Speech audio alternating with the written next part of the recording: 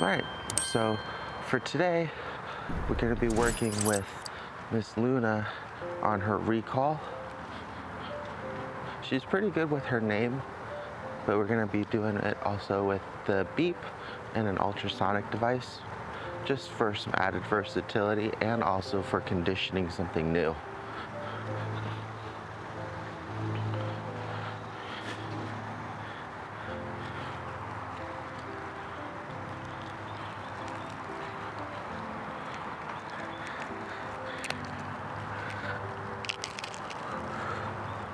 Have some slightly higher value treats with us today. So we're just gonna let her know that we have it. Good girl. All right, come. And we're just gonna work backwards, right? So as long as she's focused on me and following me,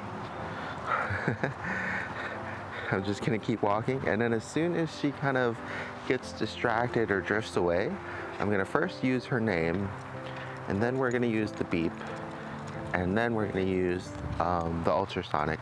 So that way we can condition her and make, hopefully have her make the same connection to each device. That if she hears it, she redirects back to us and she'll get a treat. Something that'll also help, oh good girl. There was a pup over there. So she saw them and then she redirected back on her own. So went ahead and rewarded her for that. But yeah, that way we can actually get her to build a good positive association with those things. And I'll also be at the same time changing direction as well. So she gets used to hearing her name or the tones and knowing that she has to kind of turn around and follow me. And the reason why I have her on the longer lead is so that way I can recall her also from a distance as well. Okay, so there's the pup. There she is. She sees the pup. Oh, good girl. And of course, if she sees another dog and she just redirects back to me without overreacting, we're definitely going to reward that. So that was really good.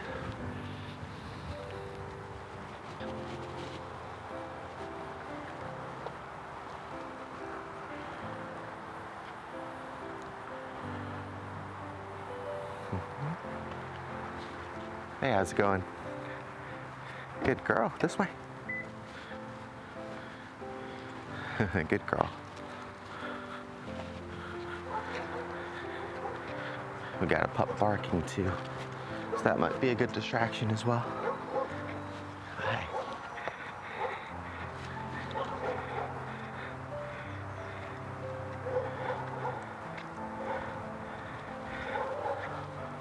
Oh, good girl. We gotta make sure you're camera ready. Sorry, there we go. Okay.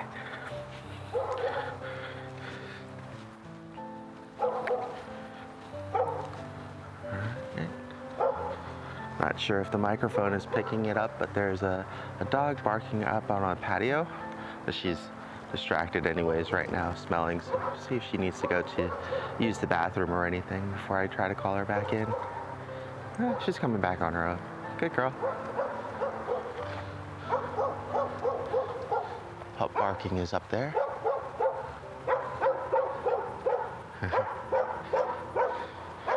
So I'm waiting for her to get distracted by the dog, and then I'm gonna redirect back. Good girl. Okay. And the reason why I'm rewarding, even though I don't have to redirect, is because I still want to positively reinforce that behavior that she does all on her own as well. It's really good to remember to do that, so that way your pup doesn't feel like they always have to wait for a command to do the right thing.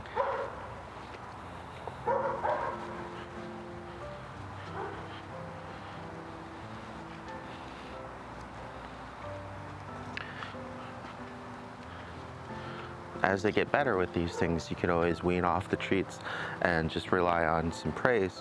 But for now, because we're really trying to condition and reward the behavior, I'm actually using higher value treats than normal as well, just to really help quickly build a positive association as well as a twitch response, which is what we're looking for. All right.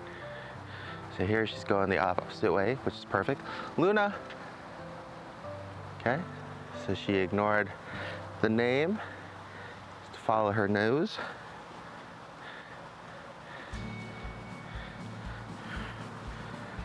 Now we're gonna go ahead. Sorry, I only have one hand free. Luna. Good girl. Come here. Come here. Good girl. Good job. Perfect. And that's what we want. We want her name to actually pull her from whatever it is that she's focused on. That's gonna be really important later on when it comes to her her reactivity when she's unsure of other pups. I'm just gonna use some leash pressure here to get her out of the yard because the neighbors don't want her to go potty on here. They used to have a sign, but they took it down. But I'm pretty sure it's they would still appreciate it if she didn't go potty in the yard. I hope this will be okay because she's not really doing that. I think she's just enjoying a back scratch. Good girl, come on. Nice little roll. Oh, perfect. Oh, I think the dog's going the other way. Can't tell. Nope, they're coming this way. Okay, so what we're gonna do, Luna, good girl. Yes. And I definitely recommend preloading a treat, so that way when you need it to reward her, you already have it good to go. All right. And all I'm looking for is to get her attention back after she sees this pup. I'm gonna just try with her name first. Okay, because that is, of course, how we would just like them to respond without any specialized gear or equipment.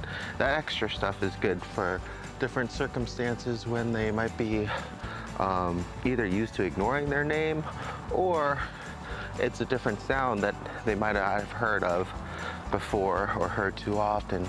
So it's more exciting for them, and you can kind of start from scratch building a positive association with it. And they went the other way. Oh no, it's a different dog. Oh, I guess they must live close by. All right, that's fine. Oh no, there they are. They crossed the street and then started going the other way. All right, no problem. Hi.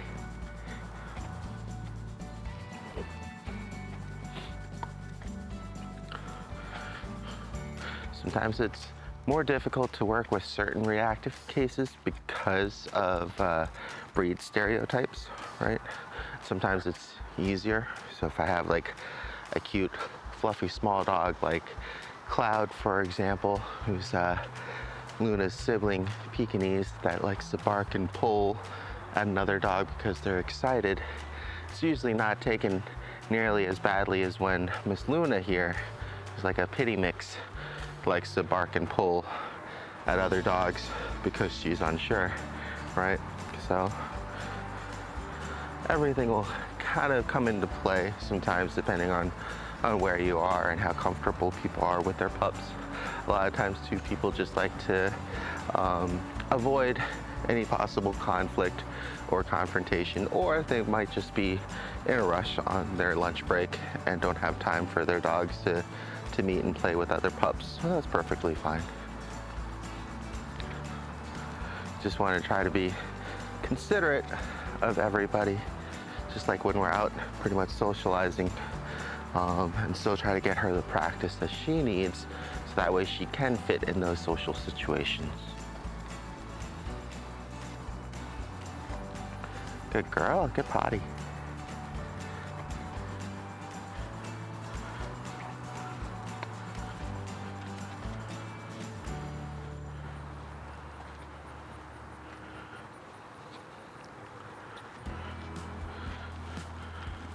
Miss Luna here is actually a good change of pace because I think it's a combination of her just being a little bit older, good girl, and also a little bit more focused on me, but she doesn't run up as much for me to have the opportunities to actually recall her back.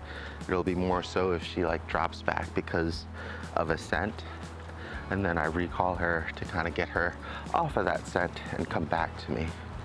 So it'll be good practice either way. the main thing, like I said, is to get her distracted by something and then used to responding and coming back. Okay. So here's another opportunity here. Gonna go ahead and let her smell for a bit. Luna, come. Oh, good girl. Good girl. All right.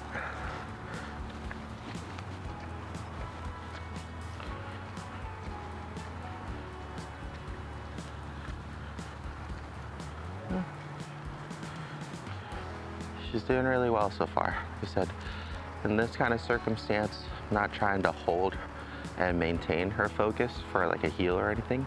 I want her to get distracted so that way I can reward her for redirecting her focus. Good girl.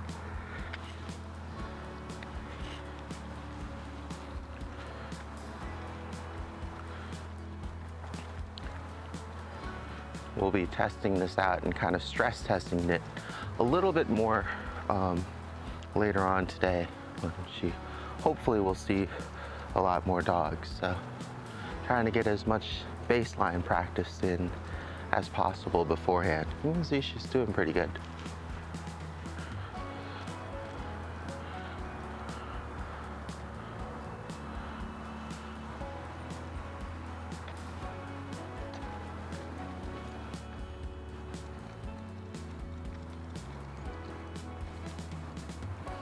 Good girl.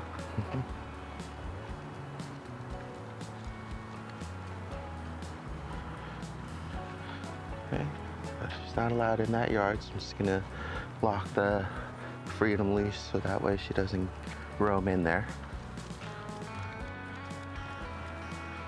It's very important that when you're using a freedom leash that you're paying extra care and attention to your pup and your surroundings so that way she doesn't just run into the street and get hit by a car or wrapped around a pole or anything.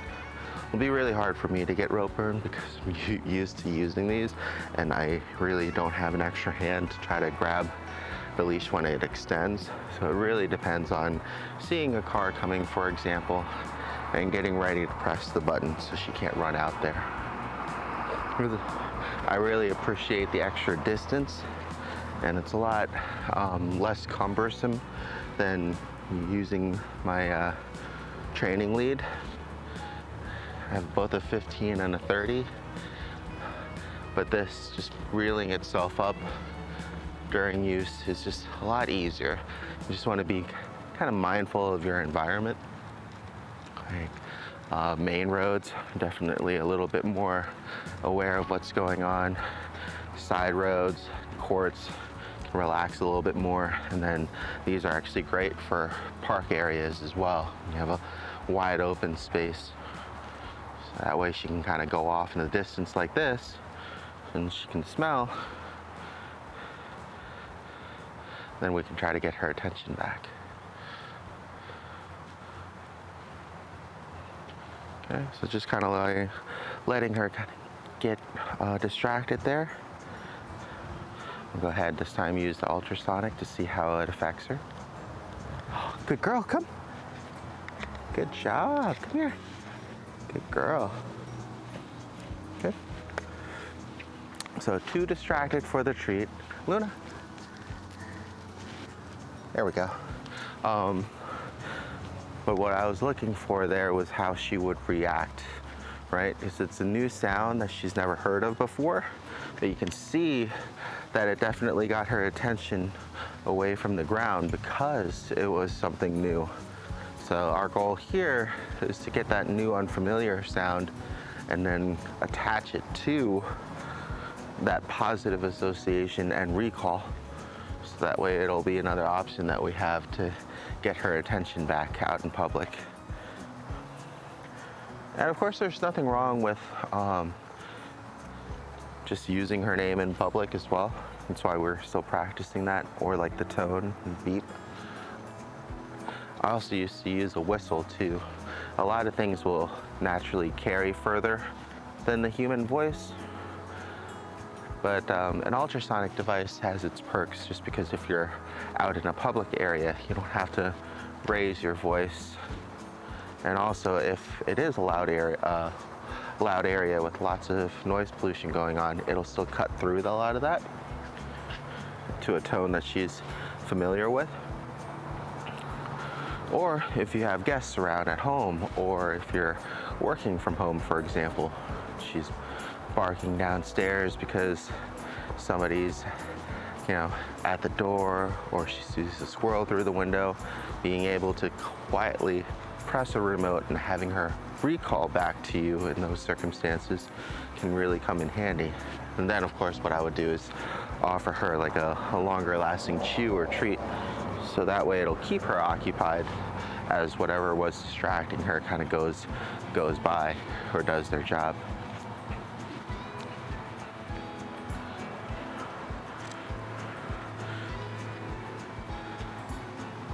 She's doing pretty good about just kind of following me here, so just letting her use her nose.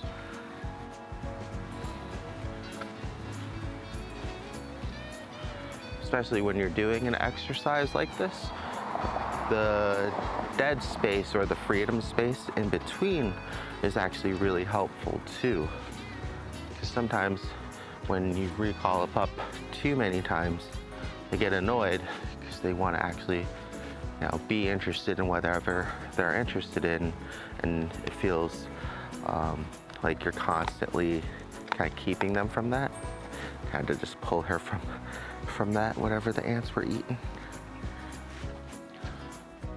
That would actually be another good opportunity to practice the recall, right? Kind of like with the leave it practice with Miss Penny yesterday.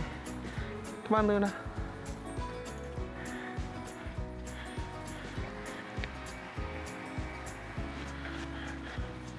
Okay. So she's already distracted, but we're gonna walk her through. And then when she pays attention to it and starts going towards it, we're gonna say her name and ask her to come back. Going for a pee-pee break. Good girl. Come on, Luna. This way. Luna. Luna. Good. All right. So we have something here that distracts her enough that she ignores her name, which is perfect, right? It gives us an opportunity to try something new, to see how strong a device is. Okay.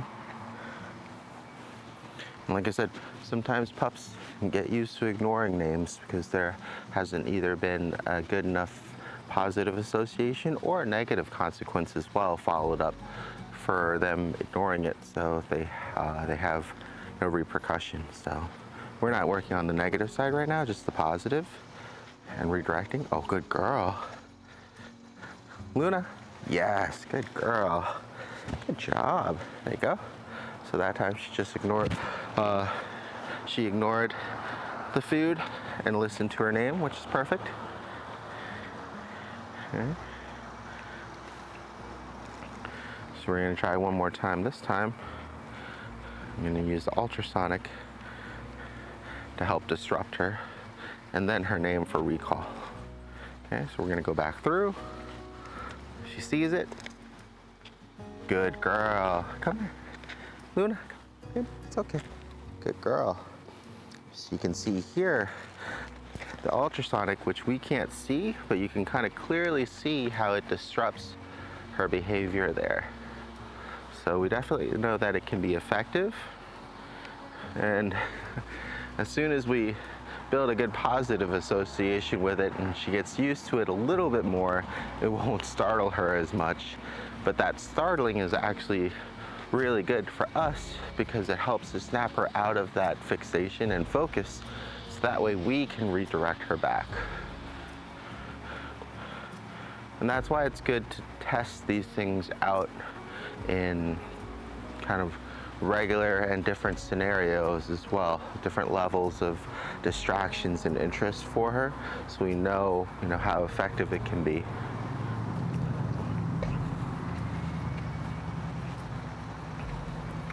Some pups are more sensitive to sound than others. I've had pups before that just pretended like nothing was happening, and then you also have pups that look kind of like her, but even worse, get really freaked out when they hear the sound.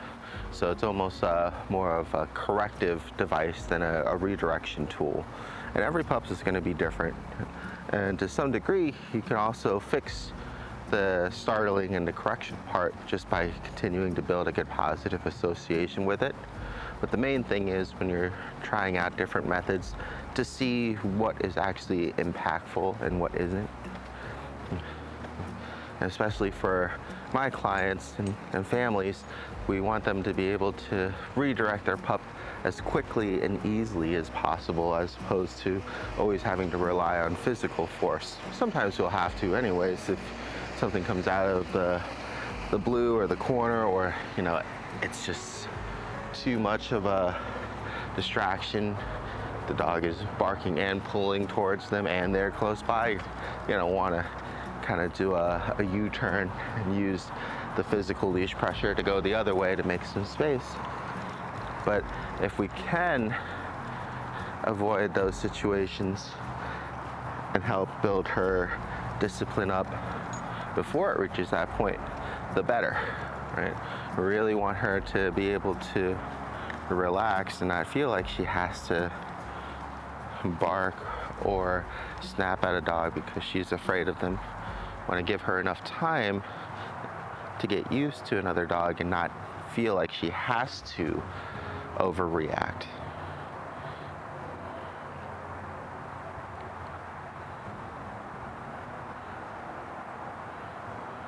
Luna. Oh, good girl. Good girl. There you go. I always like watching her tail wag. It's one of those universally recognizable signs that she's excited. She's peeing again. Good girl. Good potty.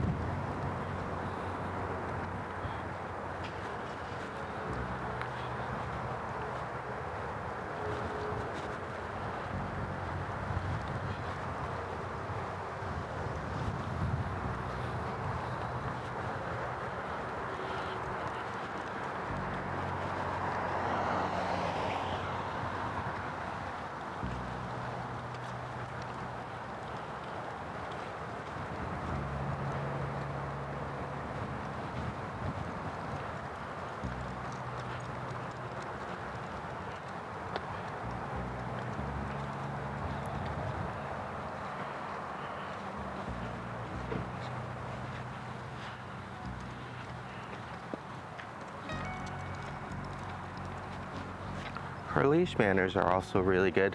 Haven't had to lock the leash very often.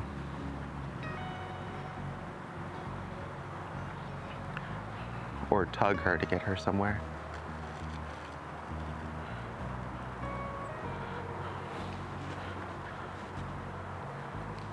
Luna.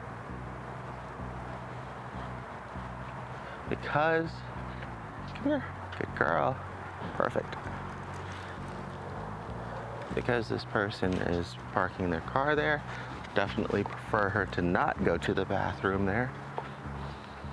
Even though it's kind of, I don't know if you'd consider that public or private grass, but it's usually best to not let them go to the bathroom in front of whose ever home it is. We have some free areas, I think are free, like this patch of grass here, and then like this strip in between the two properties. I feel like that would be fair game. Outside of that, you kind of have to really look for different patches to get her to. Like so here, it looks like she might need to go bathroom, or she might just be smelling, but we're just gonna be on the safe side. Just pull her around this way.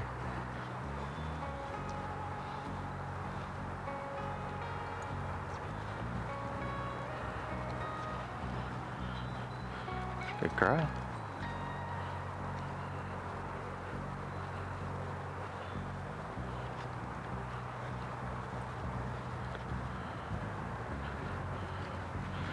This next one has a no dog sign on it. Good girl. Just use some leash pressure there.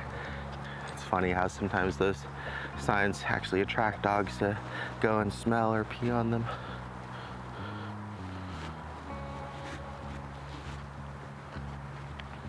All right, so now she's distracted again. Oh, nope.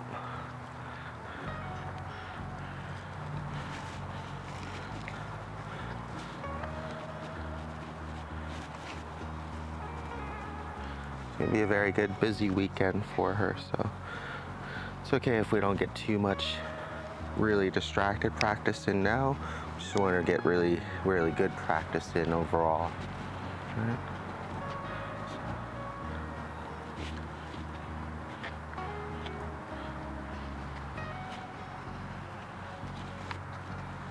Good girl. Good girl, good follow.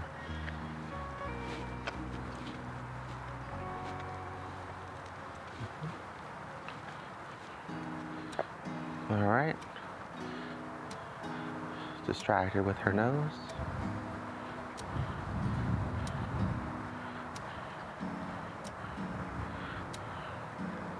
I'm gonna try the beep now. Luna, come. Oh, good girl. Very good. Perfect. Good job.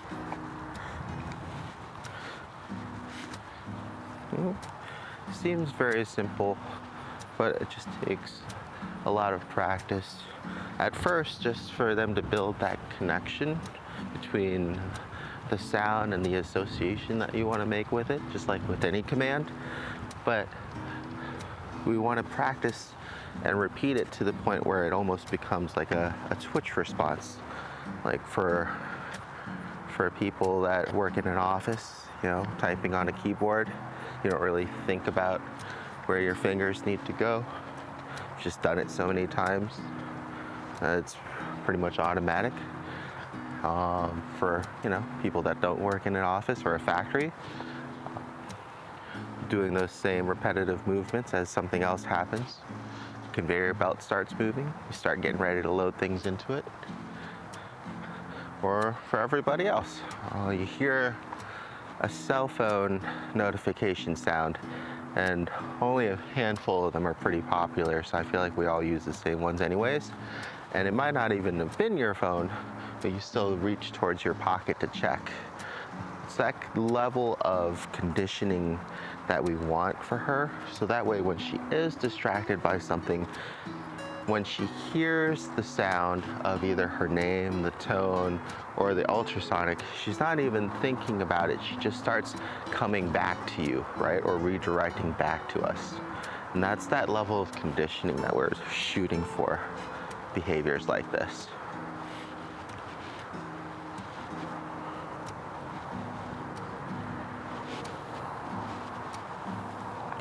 Luna, right? Luna, come.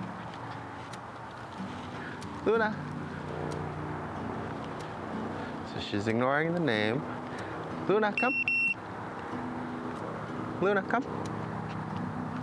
Right? So she can't ignore the ultrasonic as easily, right? You can see there. And that's where, good girl. And that's where it's gonna be effective for us later on. It's okay. Good girl. There you go. Good girl. Right. It's going to disrupt her train of thought more so than even just her name now, which I'm sure has actually had some good conditioning in it as well. Good girl.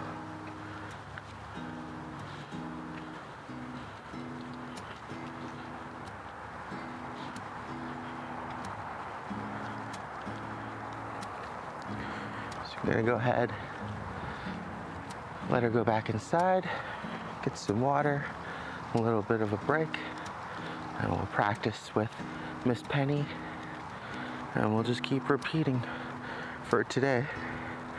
She does really well though, like I said. There's definitely those times when she doesn't respond to her name, and we can still, like I said, be working on positively reinforcing that as well. But now we kind of have like a chain to go up on, whereas opposed to before, if her parents called her name, she wouldn't listen, you didn't have anything else to fall back on. And that's kind of what you need when pups are in those stressful situations, whether she's uncertain of another dog or they're barking at her, and we really need to get her attention back. You know, sometimes something other than just trying to pull harder on the leash is good, because when we're using leash pressure, she's not redirecting herself, right? But if we can use a device that just beeps or vibrates or does the ultrasonic, and it disrupts her behavior long enough and her fixation long enough that we can get her attention back, and then she does what she's supposed to do on her own, that's going to be much better reconditioning and training than kind of forcing her with the leash to do it as well.